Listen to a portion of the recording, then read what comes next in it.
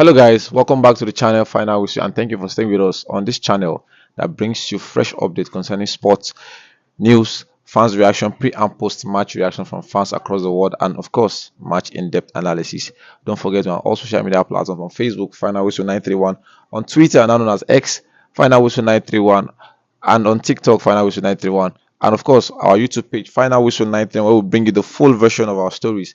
Like I said, don't just like and watch our videos. We want you to share and hear your comment in the comment section. Let us know how we can actually improve on our production and on the subject matter.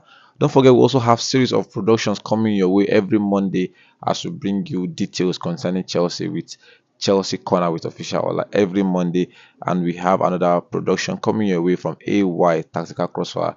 As like I said, is the man behind the brains of the managers. He brings you the 4-2-3-1, the 5-4-1s, and others. And every Tuesday with Charles, as he brings you Ninja Corner, this guy comes on the production to tell you how our players have actually fared abroad, the goalkeeping genius, the midfield mastermind, and the goal scorers of the weekend. And we have big breaking news for you. You know, I've always prided ourselves on bringing you fresh informations days ahead of our AFCON qualifiers against Libya in a two-legged fixture here in Oyo and in Libya. We have a big breaking news to you, as like say CAF on the users joke. Briefly, let me read something out for you guys so that you can understand what I'm talking about. The Confederation of African Football CAF has appointed Malawian referee Godfrey Philip Nakananga to officiate Nigeria's 2025 African Cup of Nations qualifier against Libya. Yes, these names is not even sexy at all. I don't want to body shame or slam anybody, but this is a referee that has a lot of controversy as a referee. You understand? Because he's just coming back from suspension, and you're coming back from suspension, and the first match they're giving to you is the match involving the African giant, if I must say, because let's not forget that our last match against Rwanda, we actually scored a goal. Ademaluku actually scored a goal, and funny enough, how that goal was actually disallowed, not for any interruption, not for a foul play, not for a foul throw, as we saw Ajayi win the first header plain and square, and somehow this referee actually deemed it fit to actually cancel this goal. And CAF again, they don't go bring another controversial referee for us. Just a few months ago, in this last AFCON, where the footballing world actually hate CAF and their governing body of how they actually conducted themselves in this last AFCON, as we witnessed the best officiating competition in history, because the officiating was actually spot on. We saw the best usage of VAR in this last AFCON, and it's just so funny how the CAF have actually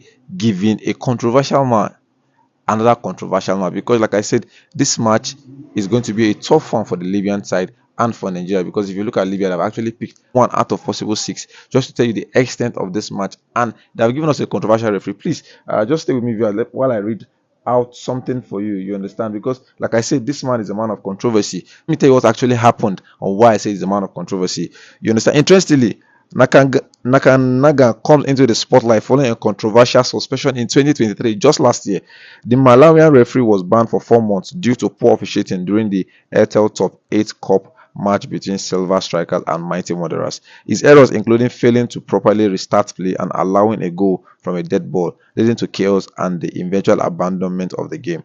Despite this blot on his CV, CAF has assigned Nakanaga to oversee his first ever match involving Nigeria versus Libya. Wow. I won't lie to you, this was not a news everybody's expecting, because like I said, you know, there's more to kicking the ball, because all eyes will be on this referee, because like I said, this is his first official match after his suspension. You understand? And there's this thing that I'm actually thinking is the fact that he's rusty, he's much rusty. You understand? Because he just came back from suspension, and you give him this kind of caliber of match actually officiate. A referee that couldn't control Airtel Top 8 competition, that couldn't control that kind of match, you are giving him a high profile match to actually officiate. I think it's a sad one on the CAF aspect, because like I said, just recently we just saw another controversial moment from a referee giving a Moroccan referee a match involving Nigerian to actually officiate, and like I said, he actually disallowed a goal that everybody felt that okay, without that referee would have actually won that game plain and square. There were controversial moment where Nigeria actually came outside to voice the fact that it's because it's actually from Morocco, and Brahim Diaz, his counterpart that was actually competing for the CAF Best Award, is his countryman. You understand? You understand what I'm saying? You are connecting the dot now. So I think it's a wrong one. I think first of all, I'm happy that the referee is a black man, but regardless, we have a lot of high-profile referees in Africa, not to be giving this kind of match to a referee that is just rusty and just came out of punishment served. Nakanaga will be joined by fellow Malawians Clemens Kanduka and Joseph Nyati as assistant referees, while Botswana Kebetwe Dintwa will serve as the fourth official.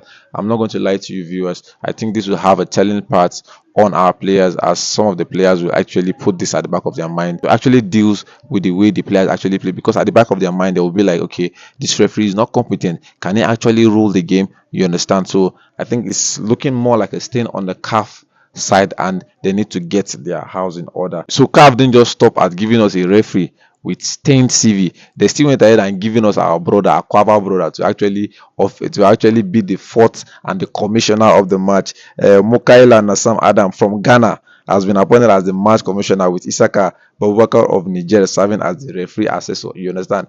Be like say CAF no one will go AFCON, because you give us a ref we will say the controversial, we will say just come out from suspension. You can't top on all with Ghana people we will say don't like us as the match commissioner. So what were you expecting to report? So I think CAF needs to do their due diligence in actually scrutinizing this referee profiles, because I believe that they actually saw it, and I feel that Nigeria versus Libya match is actually a high profile match too soon for the referee coming out of a punishment served from incompetency, if I must say. And this is a sad one. Let me quickly remind you of the headline again. The Confederation of African Football, CAF, has appointed Malawian referee Godfrey Philip Nakanaga to officiate Nigeria's 2025 African Cup of Nations AFCON qualified against Libya here on Uyo. And we have said this ref was actually banned since 2023, since last year, because of incompetency, if I must say, as he was suspended due to poor officiating during Airtel Top 8 Cup match between Silver Strikers and Mighty Wanderers. You understand? He did not officiate those games properly, and he was tried and he was found guilty, hence why his suspension. And coming out of suspension, this is his first match, and they have given a high profile match to actually officiate. My advice to the players is just to put on their best, because hey, like I don't they play with 12 against 11 as it stand. Not only 12 against 11, they can't still give a Quava man maybe match commissioner. So regardless of how the match to go, the Spygos need to bury those chances. They need to play their football and leave the officiating for the referee. And that is all on this production. Like I said, don't forget we are on all social media platforms, on Facebook, Twitter, TikTok, and of course our YouTube page, Final Whistle 931. Don't just watch our videos. We want you to like, share, and drop your comment. Your comments will actually help us in a long way, so that we can actually improve on our production and on the subject matter. Like I said, we also have series of production coming your way, as we want you to keep a date with us every Monday as we bring you Chelsea Corner with Official Allah. I myself, I'm going to be your host on that show, as I bring you every talks regarding Chelsea, and of course tactical crossfire with AY Baba. He'll talk to you about tactics, 4-2-3-1s, and the rest. And of course, on Tuesday, as Charles brings you Niger Corner with all our boys playing abroad, he gives you the update regarding that. Thank you, and that is my time. Hit the subscribe button. Thank you very much.